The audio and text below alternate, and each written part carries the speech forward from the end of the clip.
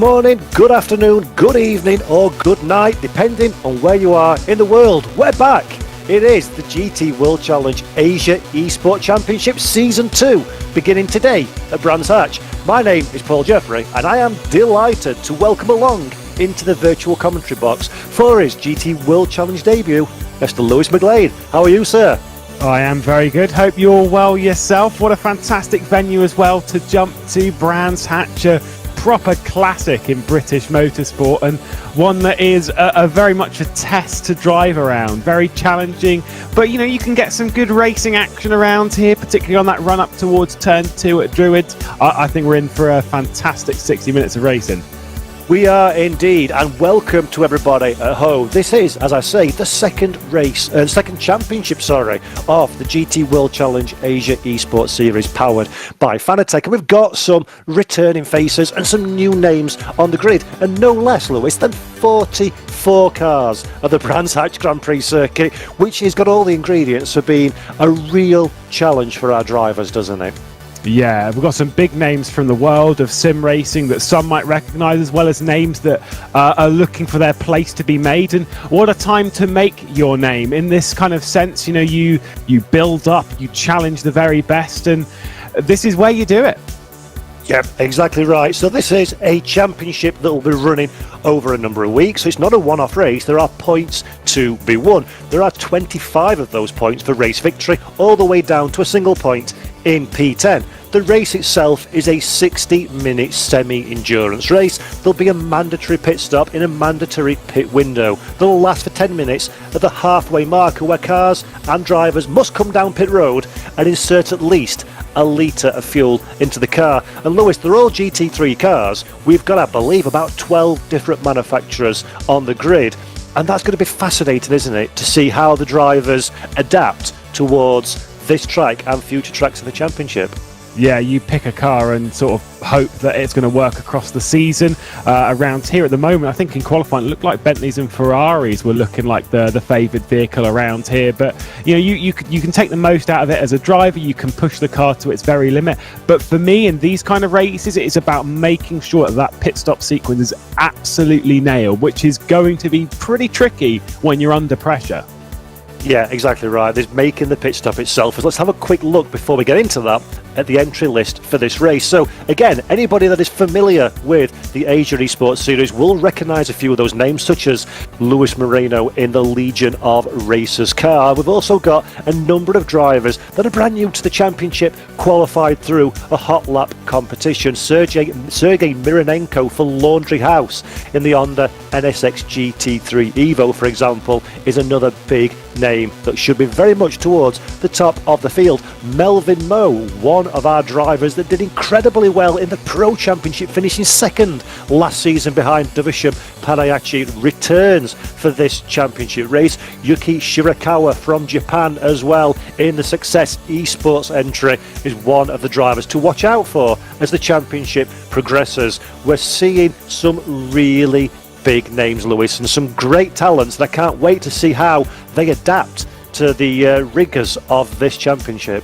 Yeah, it's going to be tough out there, but this is, like I say, this is where you make those names. There's a couple of drivers on there. Look, for me, I was saying this a little bit before, the number 57, Dane Warren, VRS Coanda SimSport, a team which is recognised fairly frequently across the sim racing community as being a fairly large team and one of the biggest out there. And Dane Warren, one of their drivers, taking part here. They're taking part in a lot of the action on Assetto Corsa Competizione. You've got Andika Milano, who's very much an aficionado of sim racing. He's spread out across multiple simulators and very comfortable, it seems, on this, as well as Mia Rose, who is a name that we all recognise. She's very, very, very fast. Driver for John Lacey Esports Academy, certainly one that we should be keeping our eyes out for in the race.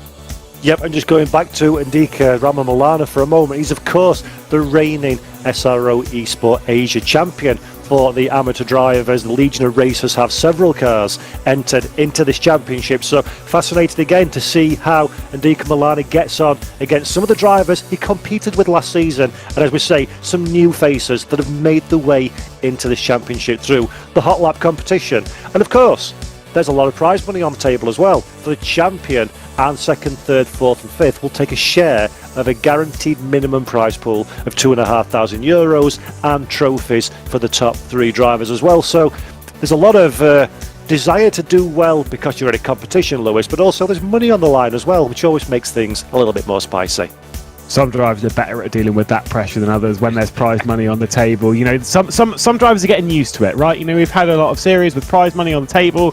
It's not, I wouldn't say it's common, but it's where there are drivers that battle at the top of competitions time in, time out, and they're used to that pressure. They're, you know, it's yeah, I take it or leave it. You know, I'm going to give it a go, and I know what I'm doing. Whereas there are people that are new to it. They may be a little bit more uncomfortable with the scenario. Maybe they deal with the pressure very, very well. Maybe they start to crumble later in the season. I mean, it's going to be a fantastic run no matter what, and I'm sure we're going to see some tight battles all the way throughout the season, including here at Brands. Yep, that's right. It's a 5-race series. We're at Brands Hatch Grand Prix circuit today for the opening race of the championship. We'll be heading to Zandvoort on the 24th of June for round 2. Following that up with the 22nd of July at Bazzano. Then, of course, you've got to have Spa-Francorchamps on the 12th of August, and rounding out the season at the most legendary circuit in the Asia region, in my humble opinion, and that is the beautiful Suzuka Grand Prix circuit on the 14th of October. So our drivers have got plenty of opportunity to score big or start a little bit less ideal here at Brands, because we've touched on it already, Lewis, but it's worth mentioning again. Small circuit, tight track, lots of opportunities to get caught out with traffic. Yeah, a lot of the different tracks over the season obviously will work to different cars. So it's in that sense of, if your car's not really working too well at Brands, then that's fine. You know, you get what you can here, and you come back at Zandvoort and you attack there and see what's possible. Whereas right now, if your car is, you know, one that works well, I think from qualifying, it's a lot of Bentleys and Ferraris. We'll take a look at that in a moment, but in that sense that if you're in a Bentley, if you're in a Ferrari, if you're in a car that works well around here, you have to take advantage, because what if it's not going to be good next round? What if it's not going to be good at Spa? What if it's not going to be good at Suzuka? And of course, the other thing to take into account is this is a 60-minute race, so you're going to start heavy on fuel, more likely than not. That'll wear down. The balance of the car will change as well. The tyres will wear out. The way that the car handles and behaves and the confidence that you have underneath you will shift as the stint progresses. And then throw in the variable of traffic. 44 cars in this field. The Brands Hatch Grand Prix circuit is only 3.9 kilometres in length. It's only 9 corners in reality. So traffic and strategy are going to have a very, very big impact in this race, I think, Lewis, isn't it? Yeah, especially when you take that pit stop. You've got to take it when you're, you know, if you've got some traffic ahead of you, whether that's for going a lap down, whether that's in a battle, you kind of want to take it maybe a bit earlier in that window. If you're at the head, maybe you leave a little bit later. We'll talk about tyres and stuff sort of in the race and that unfolds, because we'll be keeping our eye to see if anyone's pushing them a little bit too hard. But yeah, I mean, the traffic is always kind of a thing that causes a problem here, because it's just such a narrow venue. I mean, this is a proper classic circuit. It was first used back in the 40s when it was just grass, and then they tarmacked it in the early 50s. And a bit of a fun fact for anyone watching, Brands Hatch used to run the other way. They used to run up Paddock Hill in a counterclockwise way, but obviously fast forward to the modern era and we run in the clockwise formation. And yeah, it's a circuit which bites, though. I think that's the big thing here, is if you go off, you're going off pretty quick. Yeah, and damage will be enabled, of course, so the drivers have to be very careful of their own behaviour and those of their rivals on circuit as well. And this is what's fascinating about these kind of championships. It's not about, ultimately, of course, to a degree, it's about ultimate speed, but it's also about managing your race, managing your car, yourself, the pressure, the expectation, managing the traffic, the pit stop windows, managing the tyre wear, the fuel load, and just trying to keep your head when potentially everybody around you is losing theirs. And that's why I think drivers such as Andika Milano, who won the championship last time out, has a bit of an early advantage over some of his rivals, because he's been in that competition. He's experienced what some of these drivers will be taking on board for the very first time. And from a mental perspective, Lewis, knowing roughly what you're going to be expecting over the course of the race, that's as valuable as lap time almost, isn't it? 100%. Yeah, experience is key in a lot of this stuff, and it's kind of where that potential inexperience of some of the drivers, even if they're experienced in sim racing, maybe they're inexperienced in a set of course competency and how things work. Of course, we all know that a lot of drivers would have put in the actual time on circuit, and boy, do they put in a lot of time these days to just constantly do laps around the circuit to understand everything. But there is still that thing of you can do 1,000 laps of practice, doesn't quite account for proper racing and getting wheel to wheel with people and dealing with the pressure of an actual race scenario, and that's where the inexperience might rear its ugly head. Yep, that's very true. And of course, again, I keep referring to this one, but it is so much worth emphasising to those folks at home.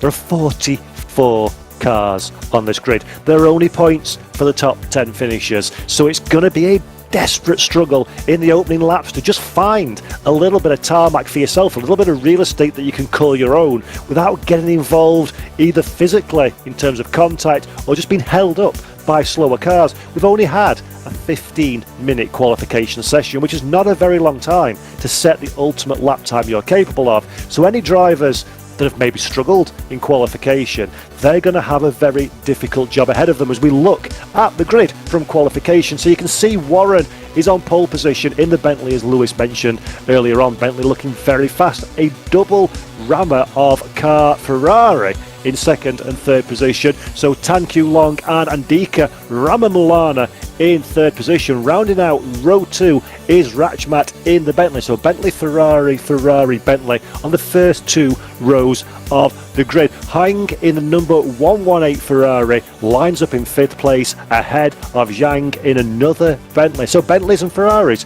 top 6. Lawrenson in the returning Laundry House Porsche in P7 ahead of his teammate in the AMG Mercedes. That is Terry Rayton in the number 85 car in 8th position on the grid. In 9th position we have Kevin Chen in the 117 Porsche alongside a fellow Porsche driver in the form of Baha in 10th position in the number 24 orange car you see on the right hand side of your screen. Row 6 is Kin Long Lee, a winner in the SRO Asia Esports Series last season, returning once again ahead of our first of the female racers, Philippa Bukida in 12th position. A driver and a name that many will recognise from last season. Incredibly fast is Bukida, so let's see how she progresses through the course of the race in that McLaren. In 13th position is Aslan in the Bentley number 17 that you see on the left of your screen at this moment in time, and Ryan Houlihan in another Laundry House car rounds out the top 14 in the number 999 McLaren.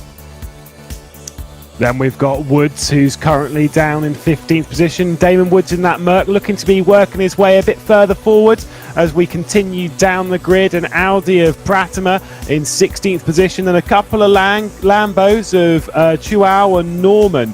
They'll be looking. We were doing a little bit of eyeing up of things yesterday and just seeing how things work. And the Lambo was potentially a car that might actually struggle around here a little bit just over the longer distance. It's not super duper fast in a straight line. And from that position, going to take a bit of work to move forward, potentially a little bit oversteery through Paddock Hill as well for good measure. A couple of Lexuses of Liu and Duang. Then we've got Shu Smith and Zhong, then Lai and Mia Rose in the highest placed Honda. There are 4 Hondas on this grid. Fantastic to see so many out, but qualified a bit further down the order than would want in the John Lacey Esports Academy car. Then you've got Shaquille and Thana Lapanen, 25th and 26th. Louis Moreno and Bing Wang in 28th position. Nashi and Izadfar rounds out the top 30. Fantastic stuff, absolutely fabulous grid of cars. It's beautiful to see this number of GT3 race cars here at Brands Hatch in the SRO Esports Asia Series powered by Fanatec. Some great liveries, some great drivers. You mentioned Mia Rose, that's another one of the female racers that starred last season in the first year of the SRO Asia Series. So expect Mia now driving, as you say, for the Jean Alesi Esports Academy to start working her way up through the running order. Last season, I believe she was very good on strategy and managed to make the pit window work to her advantage. We're just rounding out the grid at this moment in time. So great drivers all the way through the field. And Lewis, would you want to be in that final car looking at a sea of rivals ahead of you and 60 minutes to try and do something about it. It does beg some very, very interesting questions when it comes down to the back of this field. As you've got that potential of, do you want to start last? Do you want to start in the mid-pack? Obviously, you want to start at the front.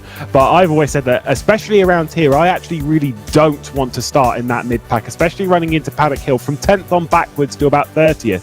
It can be very, very chaotic. So for those fans of the likes of Mia Rose and that are in the middle of the pack, they are going to have a hard time coming through the pack here just whilst they're in that danger zone. By the way, a bit of a note, we do, as far as we're aware, have 2 drivers missing courtesy of various issues, although I think we might have them back on the grid. Andrew O'Hara, though, is most certainly missing as far as we're aware, and Sudhakar, I believe, has actually just got onto the grid, but potential issues of a power cut for the number 2, we are not 100% sure. Oh, that's a real shame. Andrew O'Hara, very, very entertaining driver, Laundry House driver, of course. Laundry House running a retro livery, very similar to a somewhat unsuccessful mid-90s Formula 1 team. I'm sure those of you a fan of historic Grand Prix racing will recognise it from the colour scheme and the slight play on words on the team name. Great bunch of drivers, very, very much enjoy their sim racing, do the Laundry House team. And again, quite high up are Terry Rayton and co, so maybe they'll start moving forward and try and do something about breaking up this Bentley and Ferrari gaggle of cars that's in front of the grid. It's fascinating, isn't it, Lewis, to see Ferrari and Bentley on pole position being so quick in the hands of so many different drivers. So the important thing there, isn't it, is that qualifying is one thing and a race is another. 60 minutes of perfection is going to be hard fought around here. Just a note in qualifying, Dane Warren did qualify on pole position by 0.3 of a second. There he is. Not in, for anyone who knows about the Commander Sim House that's in Germany, where they've got all of their drivers, the likes of Josh Rogers and Mitchell de Jong, and etc., etc. Not in that, definitely over on the Eastern Hemisphere. But he will need to break the pack early. He'll need to clear off early because you've got to clear the pressure from behind.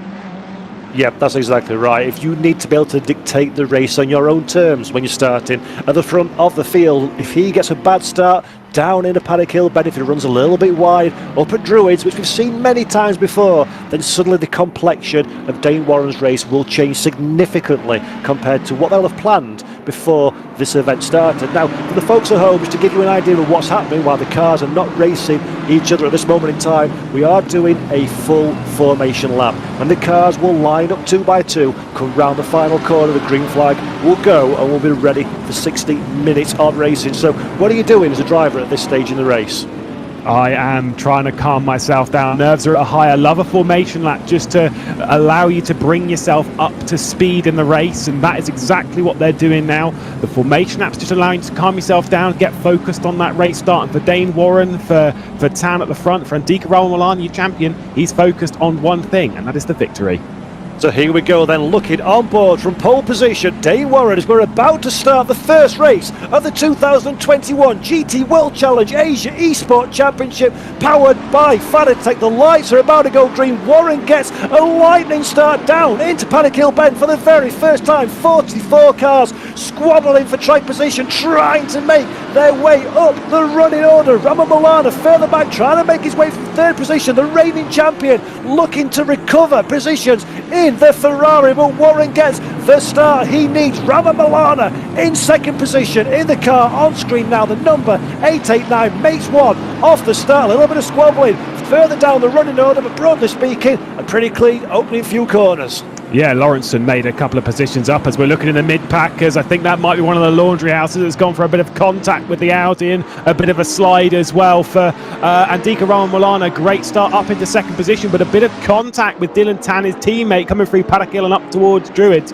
Allowed Huang to get through in the 118 Ferrari as well for good measure, as we're still side by side into the Grand Prix loop.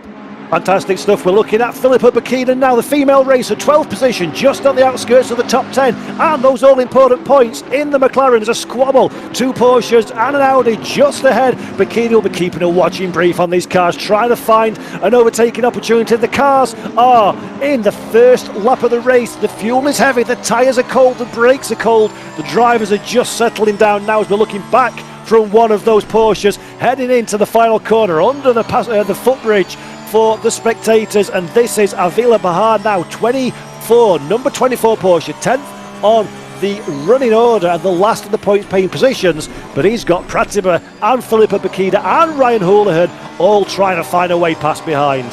Got a few drivers that have had issues over the first lap. The 13 of Javier Lai has been off the road at Paddock Hill. The 969 has been in the wall. That is Kinlong Lee. So a few issues over the first couple of laps and more things coming in as we're on lap 2 now, and things are starting to equalise a little bit. But I will say Andika Milano, at least based on those timesheets as we're looking at Dylan Tang, is under an awful lot of pressure from a fellow Ferrari behind.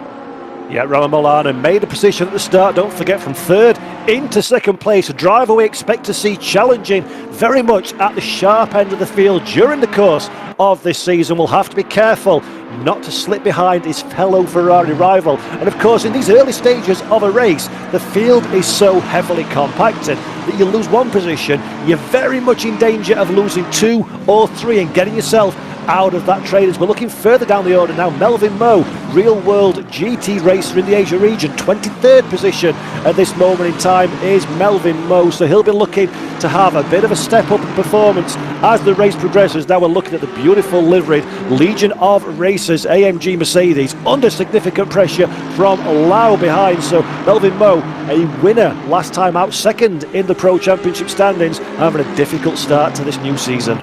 Yeah, some drivers say having difficult starts. Oh, Sudakar's been off the road at Druids and has escaped from it. What has happened there?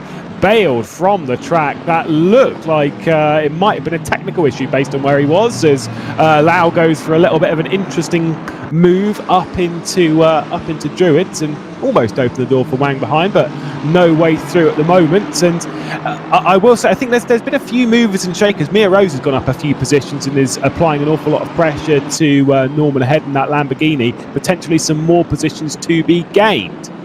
Yep, Luis Moreno now looking at the inside of the BMW, trying to make his force a gap, which he's successfully done. The BMW runs wide, loses momentum down the straight with Shikawa now as well, trying to find a way past in the Honda behind. So exactly what we spoke about earlier in the show. You make one mistake, lose one position, and very quickly you're being shuffled down the pack. So Yuki Shinawa also makes his way past. That was Chotima, I believe it was, in the BMW, the number 15 that ran away. And look how much of a gap immediately Luis Moreno has managed to pull. Next on the list is Ming Wong in a fellow BMW. So Luis Moreno moving forward at a pace in these early stages of the race.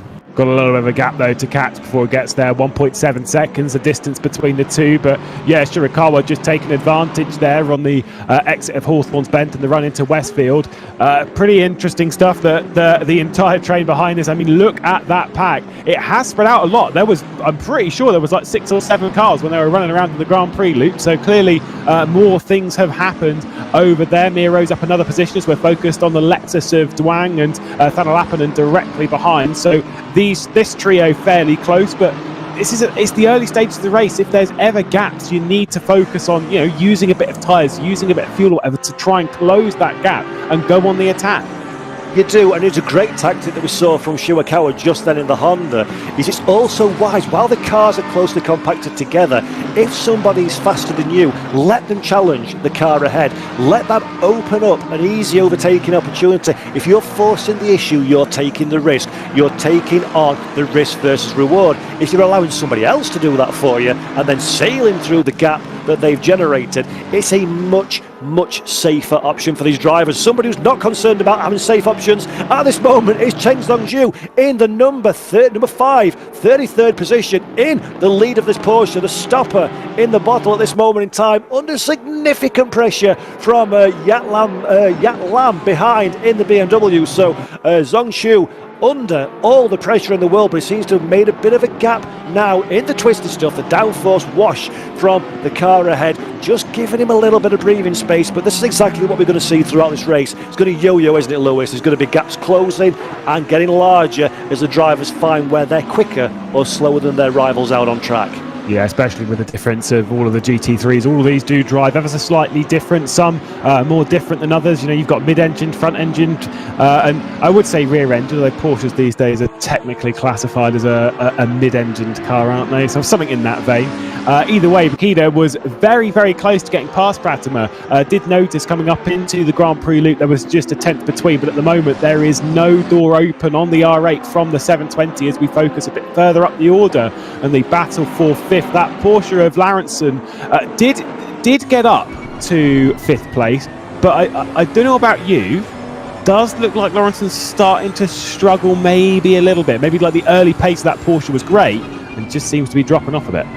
Yeah, Lawrenson must have done a good job getting the car alive in the opening laps, took advantage of some of the melee that's going on around the circuit. But as you say, he's very much falling back into the clutches of Ratchman, who we're riding on board with now in the Bentley. The Bentley, remember, is a car that's proven to be exceptionally quick here at the Brands Hatch Grand Prix circuit, and Ratchman very much on his tippy toes now in the sixth position. Number 62 Bentley trying to get close enough to effect an overtake at the front of the field, and Philippa Bakita, another driver, trying everything in her power to find a way past Pratma ahead, and she needs to make this overtaking manoeuvre quickly because these two cars, or this train of cars, is starting to get detached from that top 10, and Bakita doesn't want to get too much of a gap away from Bahar in 10th position, otherwise it'll become very, very difficult. We get a good run now down the back straight. This is Bakita's best opportunity. Deep in the slipstream, the Audi ahead knows what's happening, goes defensive, retakes the racing line, and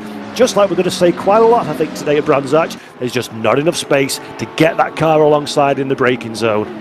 No, the run from Surtees to Hawthorns is a fairly short run, one of the longer ones on the circuit. I think it's the longest run on the circuit. You can make it stick around the outside or get it to the inside through Hawthorns, but it does take some sheer bravery, shall we say, as the yellow flag is out once again in the race. Pratima under a lot of pressure. Oh, is that Lawrenson? I think it is. Lawrenson going very, very slow, so that might explain what the yellow flag was, trying to get into pit lane maybe, and this contact, and Bakita's gone down into the pit lane.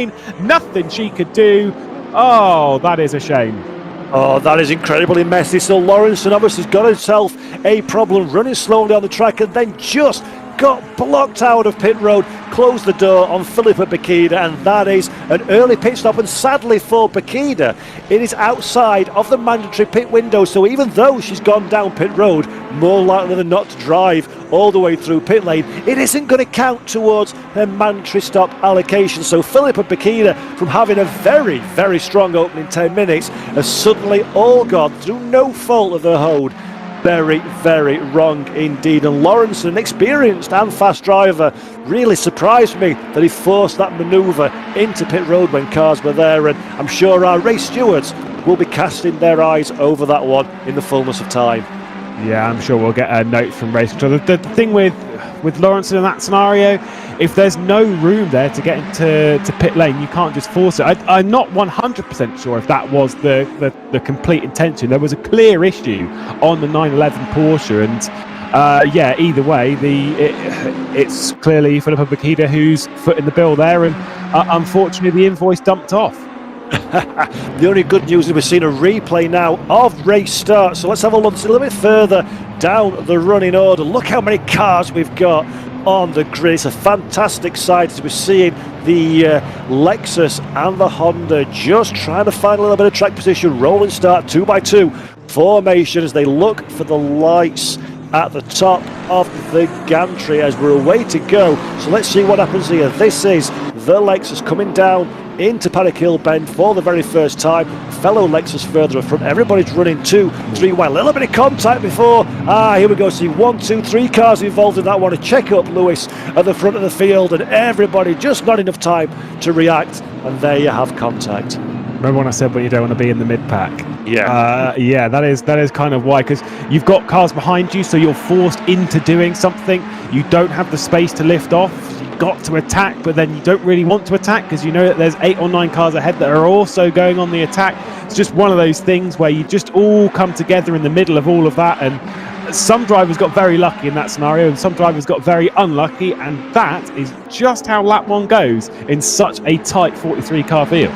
Yep, it's the accordion effect of drivers slowing and accelerating. You've got to react to it, as you say, and sadly, with so many cars on the track, people aren't quite as quick on the reactions. We're looking at Dylan Thank You Long now, currently in 4th position. Another Legion of Racers driver. Very big team, our Legion of Racers in the Asia region, and so far, Dylan Thank You Long is doing a very, very good job for that outfit. 4th position and harrying the sister Ferrari of Hong ahead for the bottom step of the rostrum at this early stage in the race.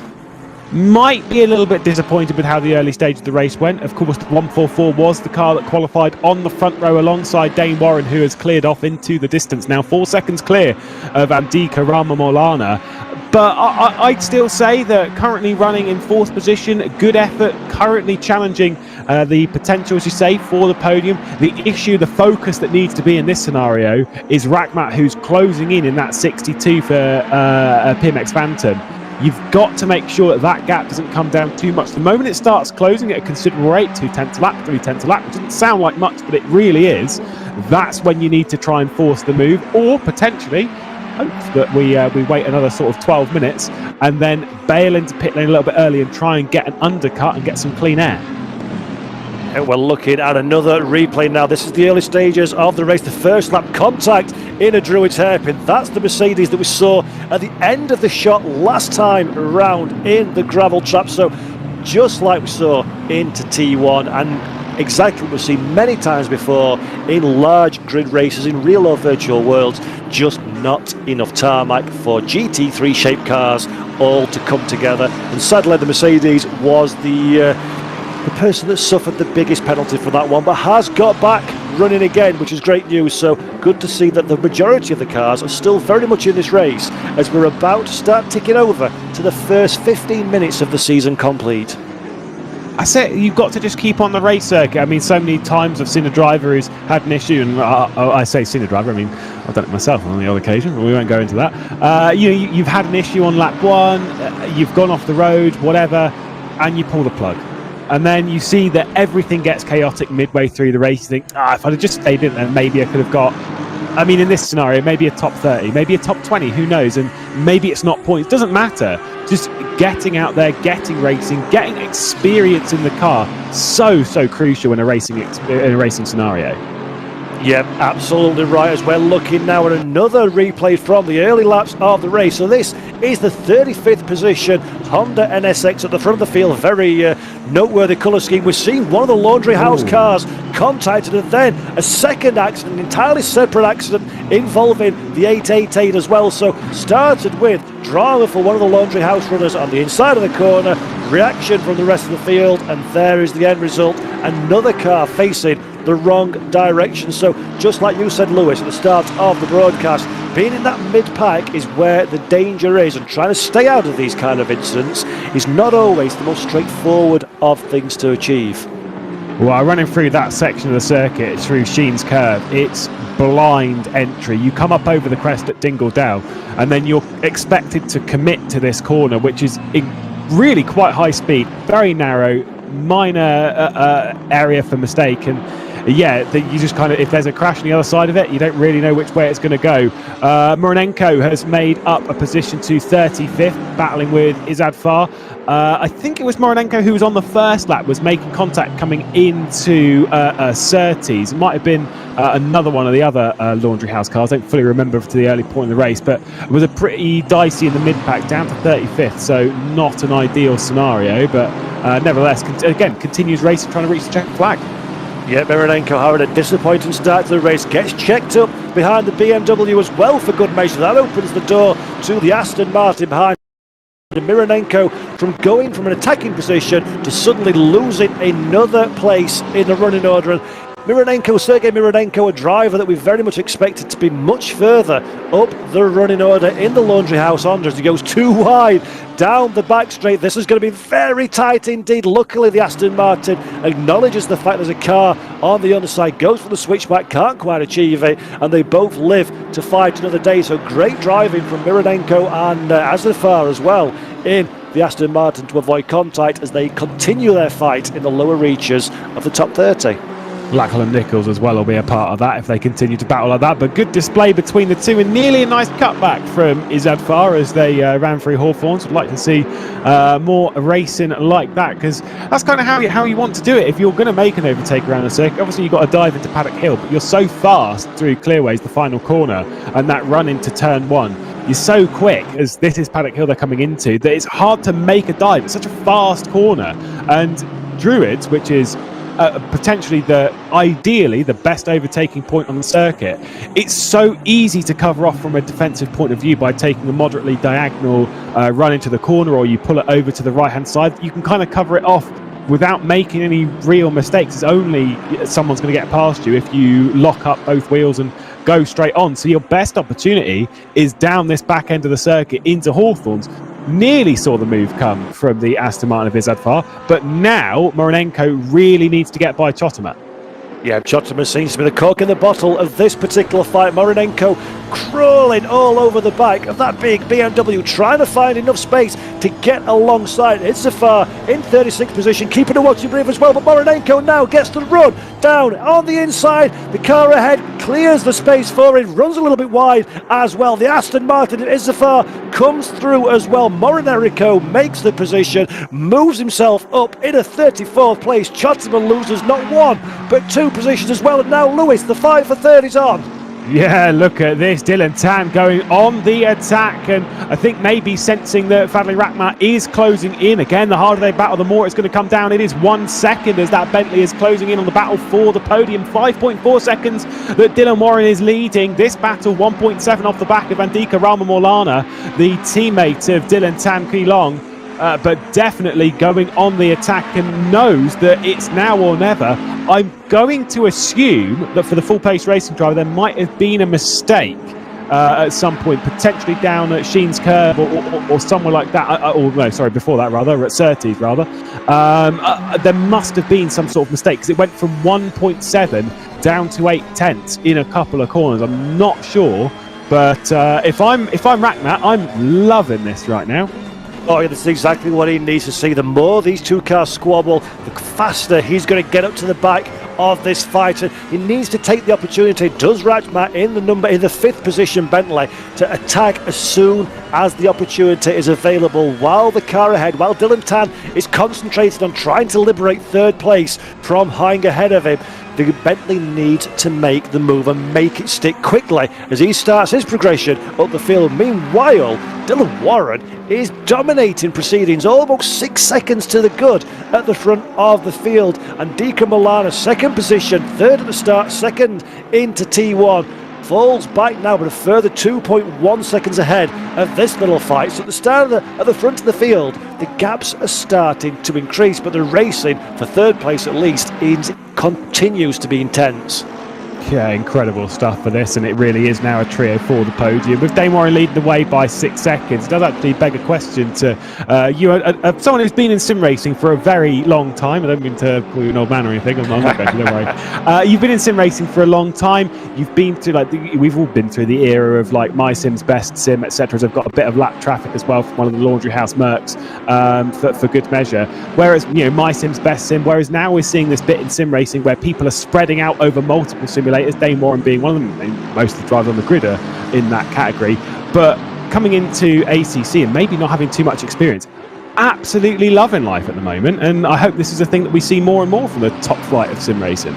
Yeah, it's fabulous to see. It's a great showcase for the sport that we all love, and a great showcase for these drivers as well. Of course, esport becoming larger and larger in the public perception over the last few years. There's good money to be made from being a competitive esport driver, and it's a great shop window, a series such as this. We're looking now at Ryan Houlihan in the Laundry House McLaren, down in 21st position. So Houlihan trying to find his way back up into the top 20, and for his case, hopefully into the points as well. But to go back to your point, Lewis, it is great to see so many talented drivers pushing so hard, and it's a fantastic, entertaining show as well. And we're seeing as the GT World Challenge Asia Series, it's fabulous to see the Asia region getting some attention in the esport world now, as Houlihan tries to turn 2 cars into 3, dives down the inside, finds a gap ahead of Lau in the Aston Martin. Houlihan, last of the late breakers, puts his car in a dangerous position, but the reward is high, and 20th position is his. Next up, Melvin Moe. Yeah, I saw Mo and Lau battling it out and thought, whilst they're side by side, I'll leave it down the inside and not give an option to the Aston Martin and make my way up a position. Won't have the same opportunity afforded from Mo, so has to do it himself, and that might open the door for the Lau to sneak back through. But for Ryan Houlihan, up inside the top 20, potentially won't attack the Merc straight away and will try and build a gap on the chasing pack and then attack in a solo fashion, so there's no worry from behind. And that's kind of like the safety of that scenario. Is if you break the car behind, then you can start going on the attack without the fear. But instantly dives at a Druid, no way through there. Pit stop window incoming though, might wait and try and jump them in the sequence. Yeah, I think the body language of Ryan Houlihan's car at the moment suggests that waiting is the very last thing on his mind. Is the man on the move at the moment. The car's on the tippy toes. He's looking one way and then the next, trying to fill the mirrors of Melvin Moe's Mercedes ahead. A little bit of a flash at the lights as well. Melvin Moe, an experienced campaigner, won't fall for that one, I am sure. But this has got all the hallmarks of a driver that knows he's running out of position, that knows realistically he should be in the fight for points, and is desperately trying to scrabble his way back up there as we hit the 37-minute mark remaining. And as you say, Lewis, quite rightly, pit stop. Melvin Moe makes a mistake. Houlihan makes contact as well. Moe and Houlihan off the circuit. A little bit of a delay for one of the Porsches as well further down, but Melvin Moe drops it of his own accord. Ryan Houlihan could do nothing about that one, gets involved in it, and that is an uncharacteristic mistake from Melvin Moe, and the consequences are significant. Yeah, that's just, like I say, when you come through that rise, when you come through the exceptionally fast Sheens curve, and yeah, the rear of that Mercedes didn't fancy that one bit, as Houlihan instantly going on the attack, though, on the inside of Wang, and dives at a paddock hill as we rise up. Pilgrim's rise towards Druids, might leave it to the inside, but Wang's going to stay ahead, and now the BMW of Ming Wong is going to get involved in the scenario. I don't think it's going to work on the run down to Graham Hill. But I really, really feel for Ryan Houlihan there, because that was not that was unfair. Yeah, that was very, very unfortunate. Now, as we're seeing a fight for fourth position here, so this is Dylan Tan going round the outside and into fourth position. So great bit of driving from those two. Dylan Tan, dropping down to fifth position, and Hoang in the Rajmat in the Bentley taking that place. So great bit of driving from these two drivers. Said that Rajmat was looking at the scenario thinking, all these two Ferraris and coming back to me. And with this is what we said at the start of the race, when we've got all the Bentleys and Ferraris at the front, and obviously the 911 Porsche did get involved of Lawrenson, but it seems, though, to my eye anyway, that whilst the Ferraris are pretty quick, I know Andika Milano is down the road, it does seem that the Bentleys are coming back into this, especially in the hands of Rajmat, but Zhang is not very far behind either. Yeah, that was some great driving. That's not to be underestimated how powerful that overtake through Sterling's was for Rajmat in the Bentley. Round the outside, both drivers showed enough respect to each other, gave each other enough racing room, and now Zhang, sixth position in the running order. Dylan Tan in fifth position in the Ferrari as well. Both got a bit of work to do, but we're about to approach the pit window in a few moments' time, as we're looking at Ryan de Jong in 14th place in one of the a rare sight here, a Lexus in the top running order as the pit window opens. So let's keep our eye out now for who decides to stop early. And for those of you at home, just to give you an idea of how you can see who's been down pit road and who hasn't, on the timing tower on the left hand side, the little orange square with the 1 in it indicates the fact that they still got one stop to make. When they take their mandatory stop, that will turn green, there will be no numbering, and you'll know they have served their mandatory pit stop. So keep an eye on that one at home as we see the first of our stoppers in 10th position in the Lamborghini, as Nigel Chua also jumps down pit road. Yeah, interesting call to pit this early in the sequence and just get straight out of the race circuit and tick off the requirement, as Lewis Moreno also comes into the pit lane for Legion Legion of Racers. Reminder that with the pit stop sequence, they don't have to take much in that. They literally have to, the requirement is 1 litre of fuel to tick off. Don't have to take tyres, don't have to take any more than that. When it comes to this, we've got a lot of people coming into the pit lane here. A lot of drivers would have started with quite a heavy tank, so they don't have to fill up more than a litre. But we were having that little chat yesterday when we were, just discussing things, potentials of what we're going to expect this season. The kind of thing that we were wondering is, do you take tyres in this scenario? Do you try and go for some fresh rubber and go on the attack? I still maintain it's an hour-long race. I don't want tyres. I don't want anything. I just want to attack. Yeah, that's a very interesting one. We'll keep our eye on the pit stop times to see if anybody's running long down pit lane to change tyres or maybe insert some fuelers. This is a man who's got none of these worries whatsoever. Starting to come through a few of the back markers is Dane Warren in the race leading number 57 Coanda Sim Sport Bentley Continental GT3. But look how calm he is. Calm on the wheel, calm in his features. Everything is under control at this stage.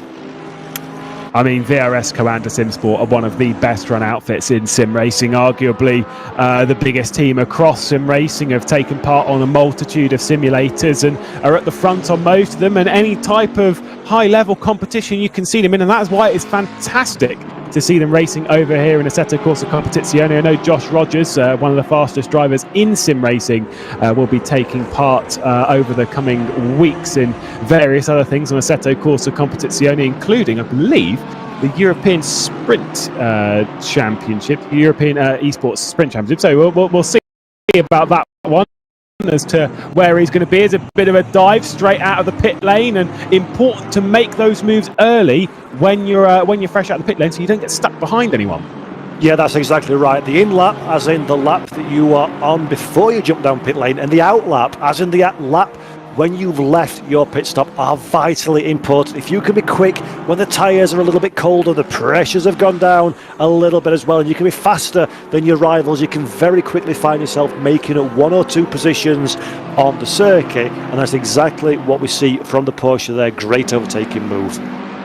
Andika Milano then into the pit lane, promoting everyone up a position at least for now. So the early stop coming in from Andika Milano and hoping not to get stuck in traffic. Some drivers in sim racing these days do get a little bit of a race engineer in their ear, just telling them things that maybe they can't see, and maybe try and give them an idea as to when to come into the pit lane to avoid getting stuck in traffic. Mia Rose and Thana Lappinen also into pit lane. Must be said that Mia Rose in that Honda said qualified outside of the top 20, worked up to 15th spot. Maybe points might elude her, but to be fair, the progress made, potentially not. Yeah, strong showing from Mia Rose, as we come to expect in this series. So great drive from Rose. Now the one I want to keep my eye on is Andika Milano. Second position on the racetrack, the first of the true front runners to come down pit road. Will he come out in clear air? Yes, he has. But looking at Andika Milano now in the Ferraris, a car ahead of him, but that's a few seconds down the road. This is exactly what Andika Milano needs. Clean air, try and get the maximum speed from his car that he possibly can to close that gap down. He doesn't quite have the pace of Warren at the front of the pack, so he's had to roll the dice. He's had to take a strategic gamble by pitting earlier than his rival, as Tankyu Long comes down pit road from 4th position now as well. And this is going to be fascinating, Lewis, to see if this pays off or not for Andika Milano. Yeah, that obviously Dylan Tan Keelong being Andika Milano's teammates for Legion of Racers. You saw actually the amount of communication that was going on from Milano, as constantly speaking, whether that's to his teammates or to someone else within the team, being a manager or some other role, just sort of guiding them through in this scenario and giving further information. But coming out in clean air is absolutely perfect. Someone who is not in clean air at the moment and someone who is going on the attack for JMX Phantom is Fadli Rakhmat, who is very much on the attack, currently trying to put pressure on the Ferrari, the 118 rather, and Huang under a lot of pressure, as we've seen a couple of times in this broadcast so far. At the moment, that fight for second position. If they don't pit soon though, maybe this is the undercut scenario that Dylan Tan needed and might try and jump them. Yeah, but these two fight for position. They're going to be holding each other up on the racetrack. There's some traffic ahead as well for good measure. So will one of these two drivers elect to jump down pit road, get themselves out of this scenario, as Ragmat does indeed go down pit road. So he's going to go for the early stop in comparison to his rival. Our race leader is in pit lane as well. So Warren is stationary, getting the car serviced. We're looking at Dylan Tan long at the moment, but let's see where he comes out in comparison to Andika Milano, currently in 10th position on the track. You can see Warren's name running down the order as he's getting back out onto the circuit. What is the gap going to be like? We'll find out in a few moments' time. And this is Andika Milano's opportunity to close down that gap at the front of the field. I think Andika Milano, though, may have lost some time within the pit lane sequence. There is the JMX Phantom car coming out behind Dylan Tan. So cancel that. It's actually Dylan Tan who's gained a lot through the pit stop sequences. They've got some traffic as well from one of the laundry house cars just trying to get out of the way. That'll be Morinenko. Just sort of getting in the way of Dylan Tan there running through Graham Hill. I don't think that'll be particularly appreciated from the young man, but has done very well for the pit stop sequence to get back ahead and was applying pressure to the back of his teammate.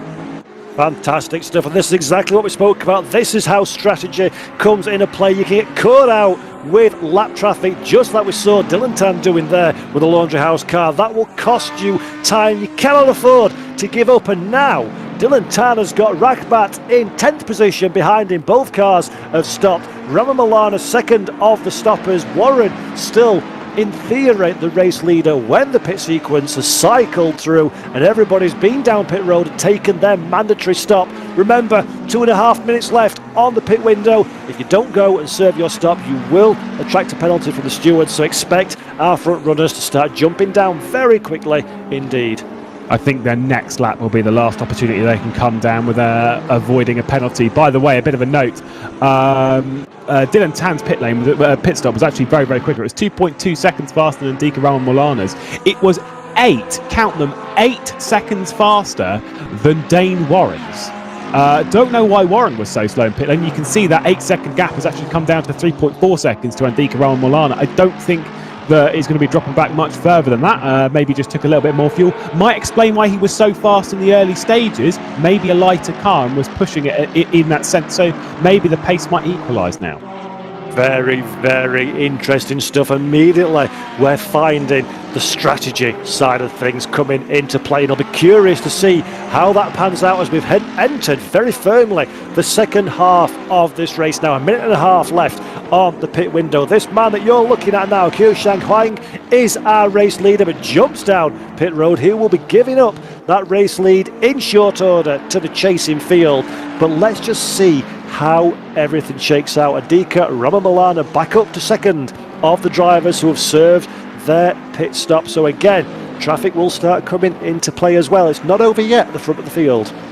No, it most certainly is not. Certainly not the battle for the podium, which has been reignited, as we'll see how Huang comes out in the middle of all of this. Because I say he was leading the race, but he was battling, in fact, was ahead of Dylan Tan and was under an awful lot of pressure from Fadli Ragmat. Where is he going to come out in this scenario? Is it behind? It certainly is behind. So the 118, I believe, losing out in that scenario, and Fadli Ragmat now attacking for the podium. I would assume, though, that he is going to come out and apply pressure, is Huang, because he's not too far behind.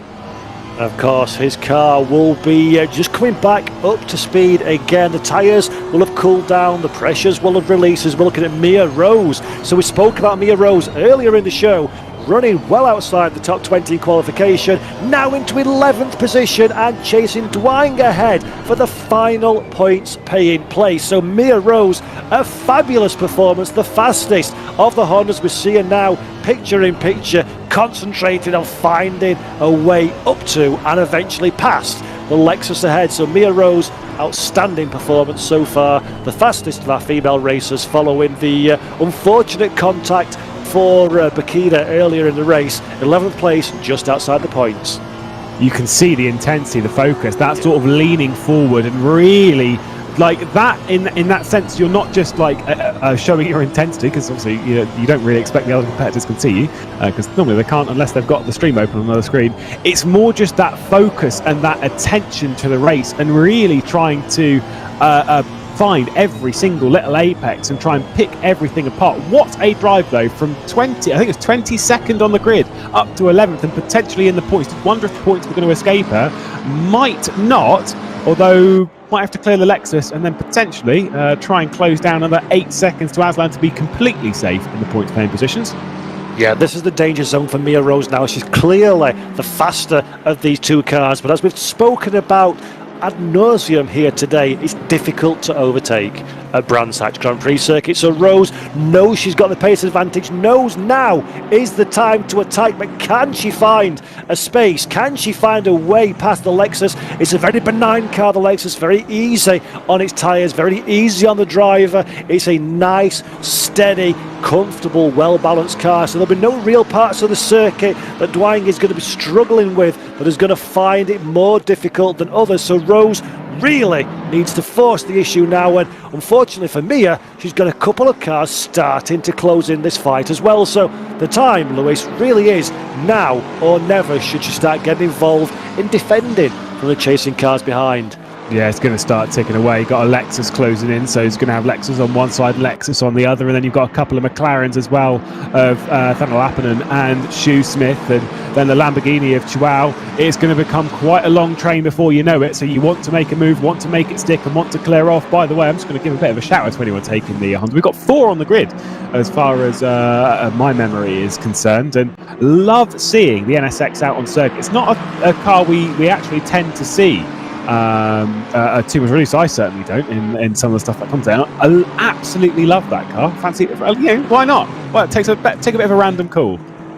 Yeah, it's a beautiful car, and that's the great thing about modern day GT3 racing and Assetto Corsa Competizione as well. There is such a rich variety of cars available for these drivers to race in. Manufacturer backed, of course, as this championship, so each driver representing their chosen manufacturer in the series, and it's great to see the variety. We've got the likes of European powerhouses such as Ferrari and Mercedes up against the best from Asia in Honda and Lexus as well. Fabulous stuff as race control incident on lap 1 involving car 69, warning for not slowing under yellow flags. We see a little bit of contact there between the Lexus, I think it was, lost it of its own accord, and then for good measure gets a tap from the Audi behind, and that is a little bit of drama. Those two will need to sort themselves out very quickly indeed.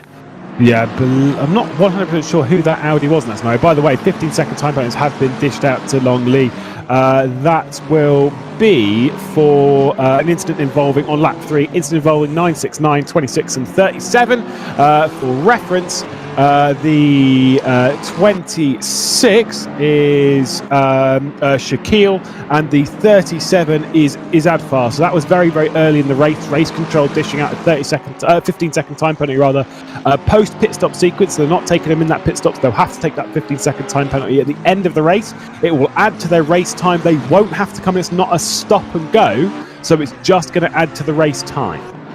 Yep, so that's one to keep an eye out when the race is over and done with. The results will be provisional, of course, pending any stewards' inquiries, and then over on the Asia Esports Series website, you'll see the finalised race results shortly after this broadcast concludes. We're looking at Rajman now again, 4th position, still trying to get that 3rd place and bottom step of the podium away from the Ferrari ahead. Not really finding any opportunities, despite clearly having a little bit of a pace advantage in the JMX Phantom Bentley Continental number 62. Meanwhile, Andika Milano, we spoke about, will the pit stop sequence work in his favour? It has, but not quite enough. 4.5 seconds currently away from our race leader Warren after 28 laps and 40 minutes of racing.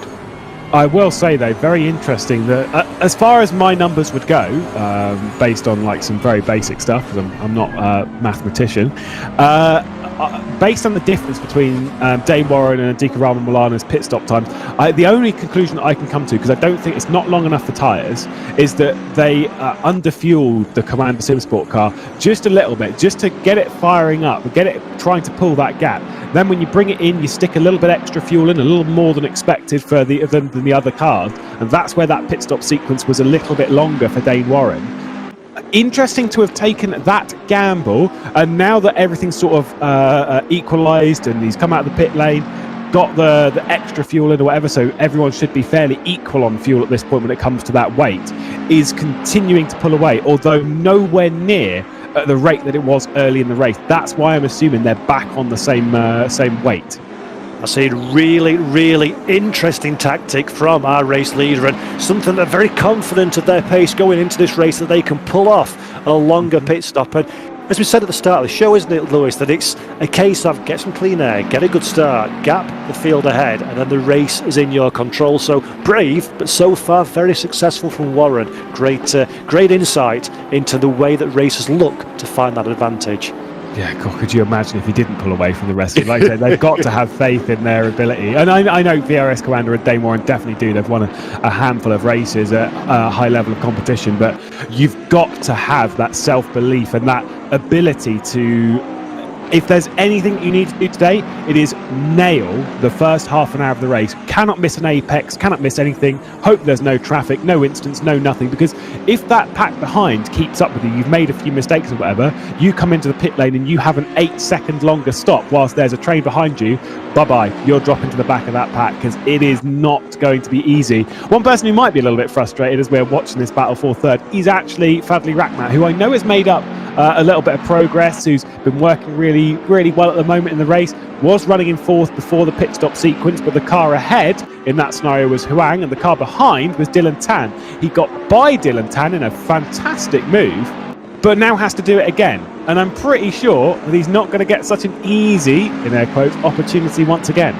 Yeah, Rakhmat really pushing the absolute limits of what that Bentley is capable of at this moment in time. He'll be fed up with seeing the back of the 144 Ferrari ahead. He'll be desperate for the extra points as well. Remember, 12 points are paid out for P4, 15 for P3, so it's only a small difference, but at the end of a 5-round season they could be critical for the championship challenge. So he'll be keen to make that overtaking manoeuvre. He's rapidly running out of time as well. There's only 17 minutes left on the clock, and as you say, making mistakes. We're seeing one of the Porsches there on the inside running a little bit slower, not quite sure. Didn't catch the number of who that was. Now, whether that was a mistake or whether that was bailing out of the racing line to let the faster cars pass, we'll find out later on.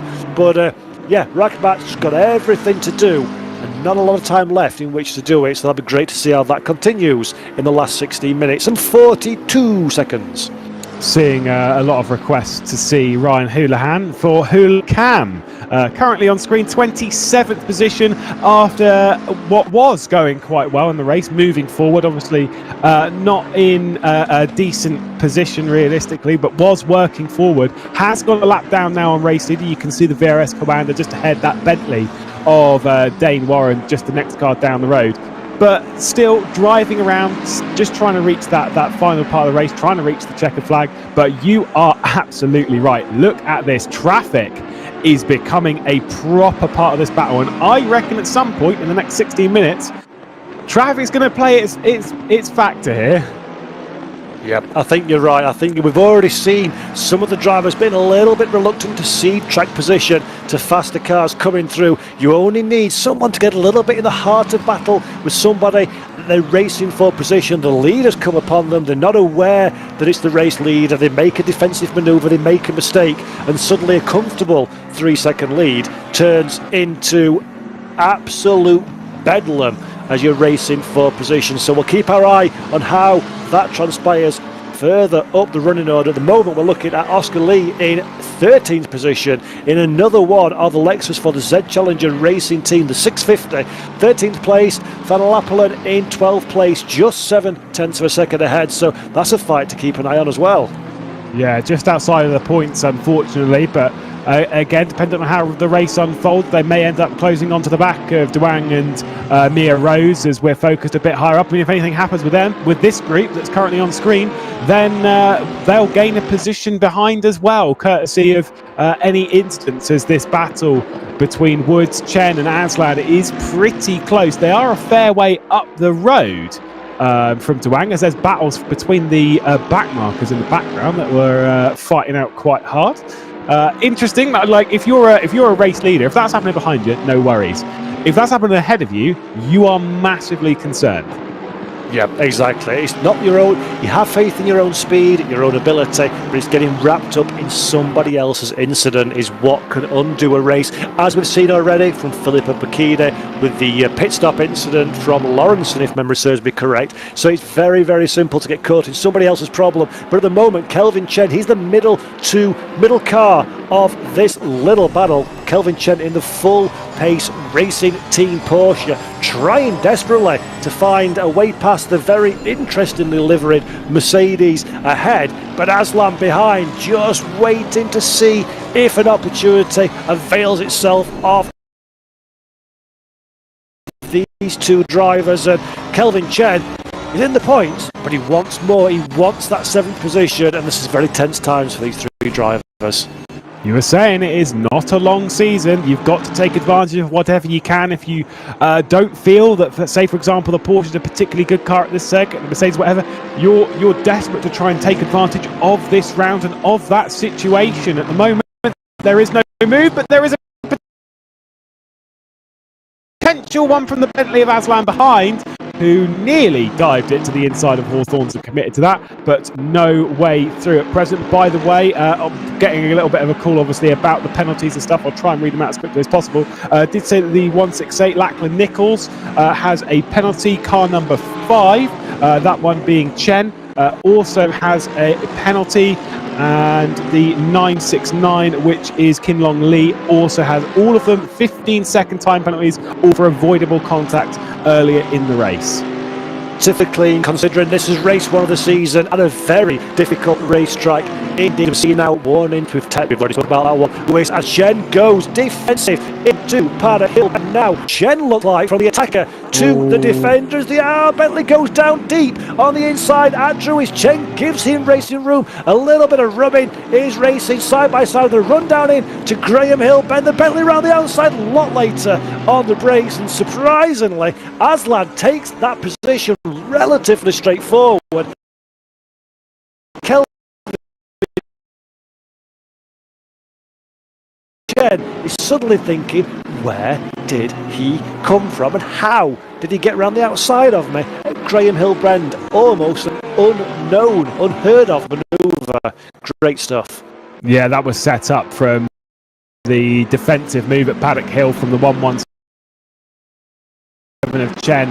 Just taking that defensive line, pushes the front end of the Porsche out before they get to Druids, and didn't cover off fully to the apex of Druids, and the Bentley just absolutely dived it, and then, I mean, had to do the work coming down into Graham Hill. I've got to say, that is a pretty impressive move. Did give room, not much, but did give enough room, did Aslan, and yeah, that was a mighty impressive move. We'll now and try and get by Woods. We know the Bentley's strong. Oh, loud back marker off the road, out of Paddock Hill. Well, that'll get your heart going. Yeah, if these drivers weren't focused, they most certainly are now. Eyes like dustbin lids after that little moment, because of course, when you're going through Paddock Hill Bend, you're on the absolute maximum edge of adhesion. You see a car on the side of the track, you're already on your trajectory. There's nothing you can do about it. You can't get out of the way because the car is finally balanced. So very, very fortunate there for Fadol Rakhmat and the cars in which he is racing with. That could have been a significant piece of contact.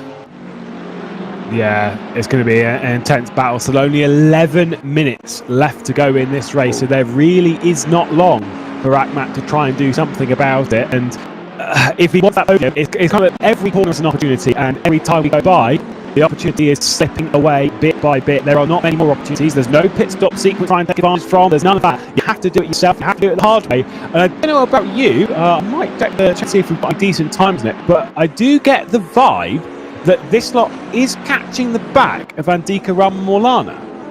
Yeah, that's going to be something that Milano will be keeping an eye on as we're getting through traffic now, so starting to be held up a little bit, because Milano, don't forget, will be the first of these cars to encounter the traffic, so he'll be waking up the drivers to the fact there are faster cars looking to put a lap on him. And by the time the chasing pack closes up, those drivers will already be well aware and looking in their mirrors. So an unenviable position for Andika Milano to find himself in now, just over 1 second, so just under 1 second to the good from the chasing pack, as Aslan once again in the Bentley on the move, trying to find a way past Woods for 7th position. Look to the outside, nothing doing there. Gets a good run through Graham Hill Bend, tries to get the run down into the next corner for the long run up the back straight into Pilgrim's Drop. Will he manage it in the Bentley? Does he have enough grunt compared to the AMG Mercedes ahead?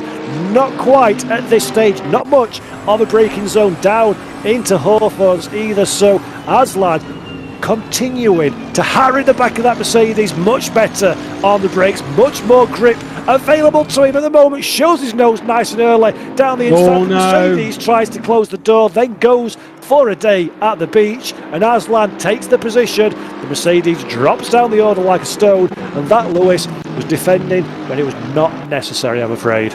No, it's just you either cover it off fully or you kind of back out of it and try and go for the cutback, as Chen here currently on screen.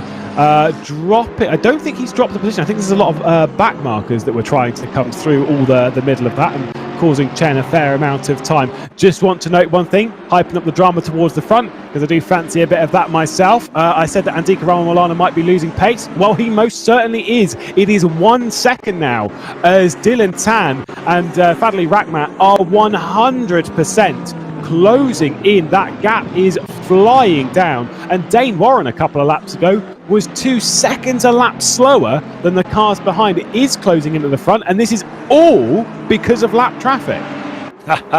Spectacular stuff, mate. Getting on for a grandstand finish now as you're looking at Andika Milano, 2nd position on the track, trying to find a way past this bike marker who's reluctant to allow him to go. He gets away through into the hairpin on the run to the back stretch of the circuit, but Andika Milano will be worried sick every time it comes up. A gaggle of traffic. Was that Rakhmat there in the background? Yeah. Oh. Rakhmat's got it. Rakhmat did dive it down the inside there. Fadli Rakhmat up to the 3rd position. It was Shaquille that was blocking the way down into the penultimate corner.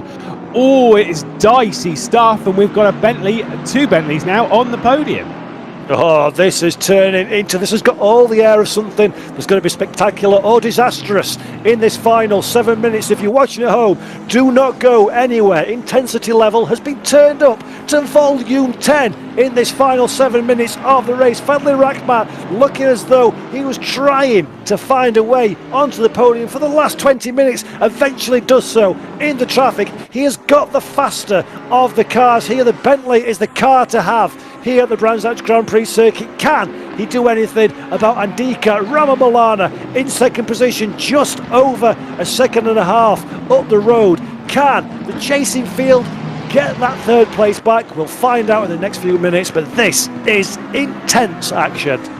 Yeah, you were saying it's being turned up to 10. I wonder if we've got 11 on the volume dial and whether it's going to be coming in the next 6.5 minutes. I don't think you'd be too surprised if we find something like that over the next short while, because the opening race of this season is really starting to fire up. The lap traffic, I didn't think it was going to play this much of a part, but oh my, some drivers are willing to sort of get out of the way with the blue flags. Other drivers are more desperate to hang on to their position and try and take advantage in their own race. By the way, did wonder about Duang closing in on the cars ahead, obviously through that incident that we saw with Woods going off over on the Grand Prix loop. That battle for 10th position between Duang and Rose has actually closed up to the back and really onto the back of Chen, and even only a little bit off of the back of Woods, as Mia Rose gets the 5-second time penalty. Oh, that's a crying shame for Mia Rose. I was just about to comment that she's only 7/10 away from the points paying positions, and as you say, starting to get into a 2 and 3 car fight at that level of the racetrack. But Mia Rose, 5 seconds will be applied to her time at the checkered flag, and as this stands, that will move her a further 4 places back in the running order. So Mia Rose, if she's got anything left in the tank, now is the time to apply it. As you see on screen, the reason why she has that 5-second penalty, it's for aggressive driving. Yeah, 650 is Oscar Liu, so that's where the contact was. It was a little bit earlier in the race, lap 15 of the race, so even prior to the pit stop sequence. But, you know, aggressive driving, you have to expect with live race control that they are going to come down on you during the race. I don't know how you feel about it. I actually would almost rather it be during the race, because at least then you know, it's happened, at least I've got that, I can brush it off and I can deal with it next round. Some drivers kind of would rather it post-race, so at least then they can enjoy the moment of wherever they finished. It's kind of one that works for some, works for others. I don't know though, but if I'm getting that dish mid-race, mid-battle, my heart would sink with 4.5 minutes to go. It would, but the flip side of the coin, depending on your circumstances in the race, it gives you an opportunity to try and do something about it. 5 seconds, can you win that back on the racetrack, or how much of that penalty can you mitigate by going quickly to the checkered flag and try to lose as fewer positions as possible? But I fear for Mia Rose, only 9/10 of a second away from the car ahead. Her pace is very much limited by her track position at this stage.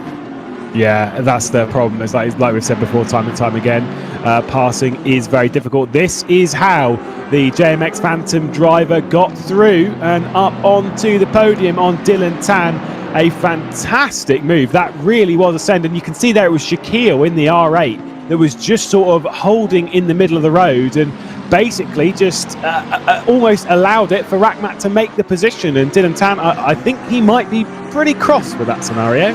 Yeah, superbly opportunistic drive there from Rakhmat to get that podium position that he's so desperately been fighting for throughout the course of this race. And he holds that now at this moment in time by 2.5 seconds. So traffic very much working against Dylan Tan, now in 4th place, and on the defensive from Huang in 5th position as well. So Rakhmat, I dare not say it with only 3 minutes to go, but looks like he's secured that podium place and continues to chase down Andika Milano. Yeah, God, this is how it's going to go all season. I think we might be a bit exhausted because it is really, really frantic out there. And this is at Brands Hatch. When we go visit some of the other venues on the circuit, I mean, particularly the likes of Spa and Suzuka, which are very raceable in these cars.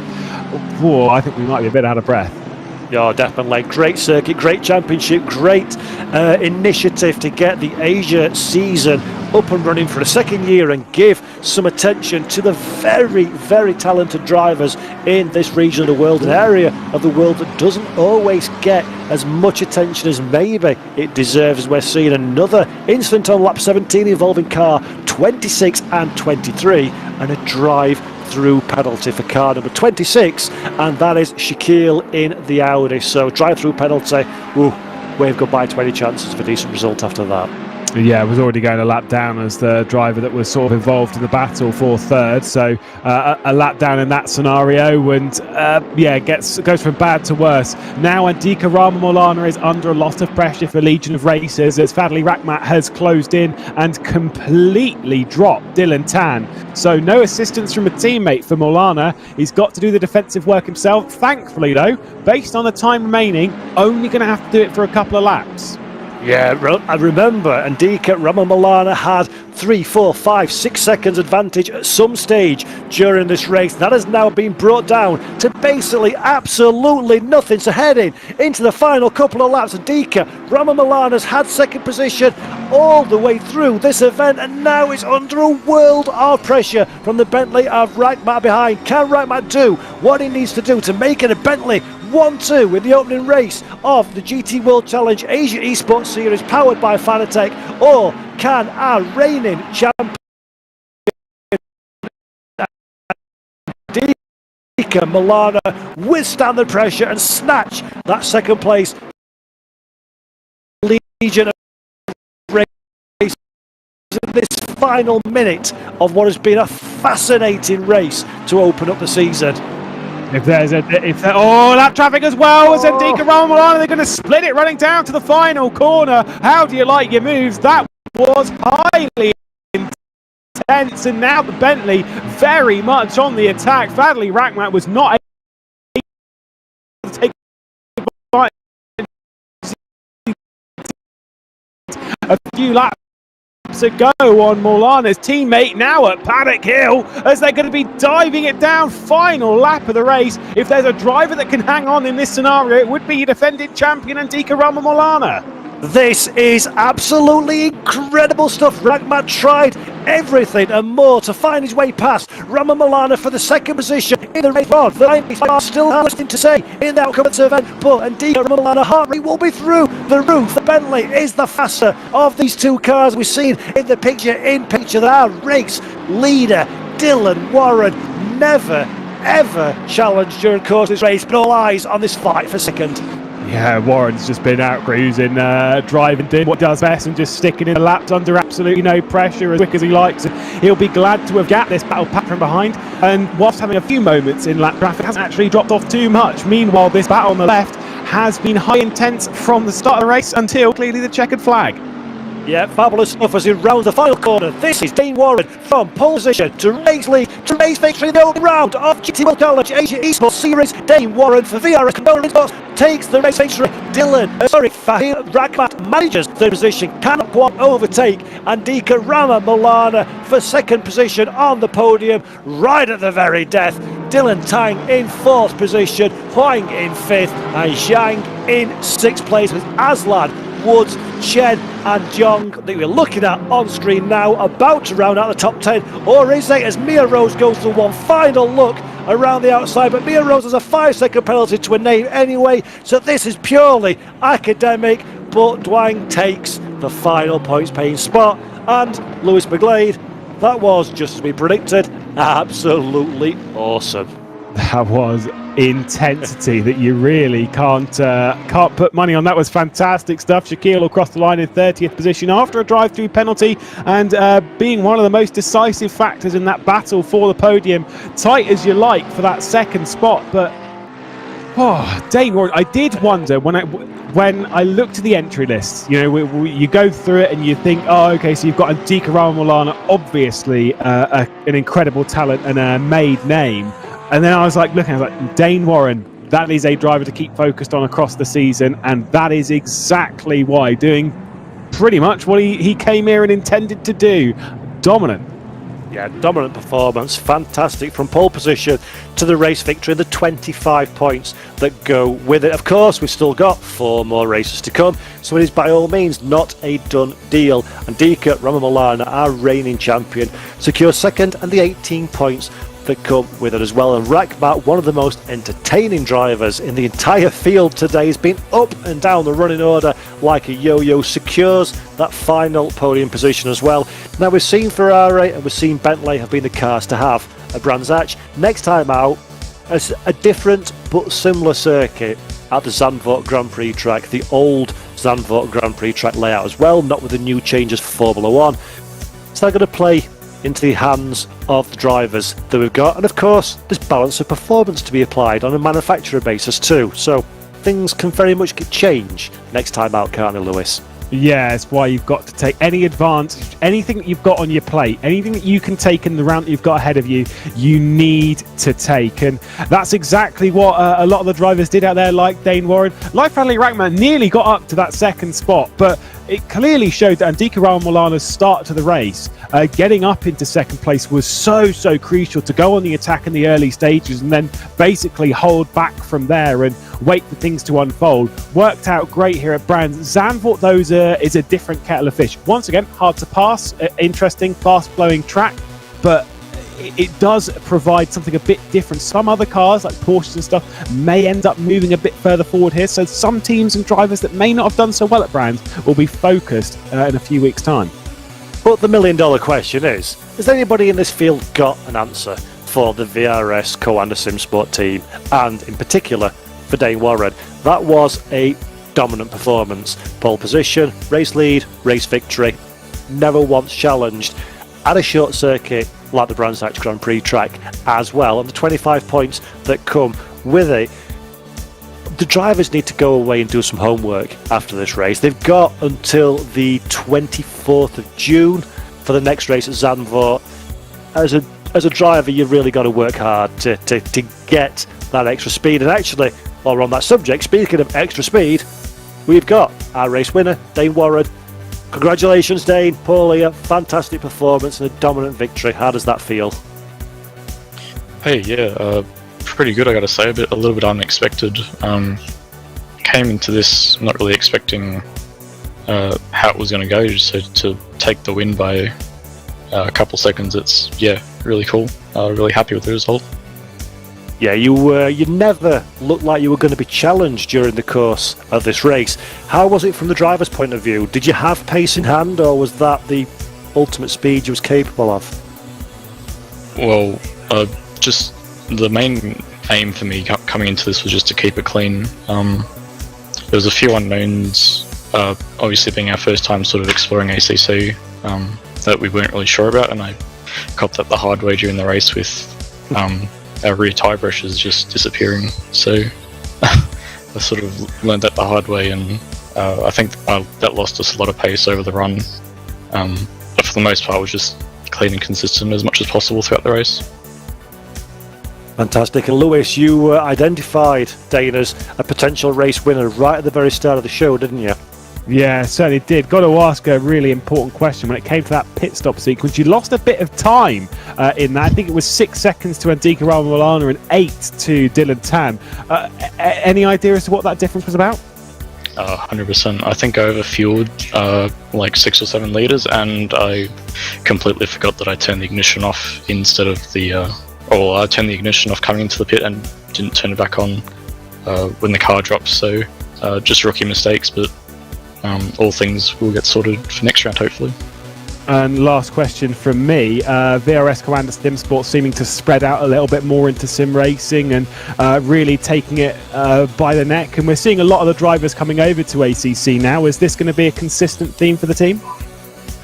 I'm sure, considering we're sort of iRacing for the most part, sort of on a break for us at the mid-year, waiting for our next big events like the BMW Sim 120 and all that. I guess the move over to ACC is just to see if we can branch out to other franchises and I guess show as much dominance as we do in iRacing, and hope we can display that over the next couple of months. Fantastic stuff, Dane. And final question from my side, if I may. Next up, we've got Zandvoort. You've got 25 points in the bag. How do you think that you'll fare on the Dutch circuit? Are you looking for a repeat race victory? Well, that'd be ideal, wouldn't it? But I kind of like Zandvoort. I haven't played it too much in this game, but we'll be trying our hardest to replicate tonight's result and I guess keep it going for the championship. Absolutely. Fantastic performance, dominated here at Brands Hatch. So Dane Warren, congratulations once again to you and the team. A great result. Thanks, guys. Thanks very much. And that was a brilliant performance from our race winner, Lewis. And if he's feeling confident for Zandvoort, then I think the rest of the field have got to watch out for the rest of this season. But you go into a season, you don't have much info. You've done your racing before, you've done your practice, but that's all the homework you can really do.